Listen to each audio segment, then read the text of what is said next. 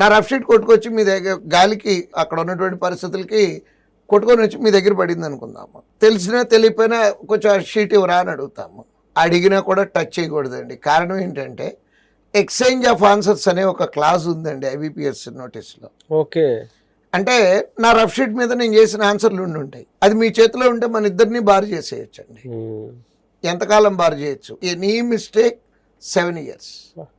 That IBPS వాళ్ళు రీసెంట్గా, ఇంతకుముందు నుంచి రూల్స్ అన్నీ ఉన్నాయండి, బట్ పని కట్టుకొని మాల్ ప్రాక్టీస్లు ఇట్లాంటివన్నిటినీ సీరియస్గా తీసుకుంటాము అని ఒక 15 days బ్యాక్ నోటీస్ కూడా ఇచ్చారండి పిల్లలందరికీ.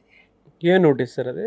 అంటే ఈ రకంగా ఏ రకమైనటువంటి తప్పులు జరిగినా సరే, చేసే తప్పులు ఏంటి, ఈ చేసే పనిష్మెంట్లు ఏంటి అని నోటీస్ రీసెంట్ ఒక 15 days బ్యాక్ పబ్లిష్ చేయడం జరిగింది. కానీ ఈ రూల్స్ అన్నీ కూడా ఎప్పటి నుంచో ఉన్నాయి. ఇంతకుముందు ఇంప్లిమెంట్ చేసి ఉండకపోవచ్చు, ఇప్పటి నుంచే సీరియస్గా ఇంప్లిమెంట్ చేస్తున్నారు. Okay, that is comes under malpractice. Yes, mall practice.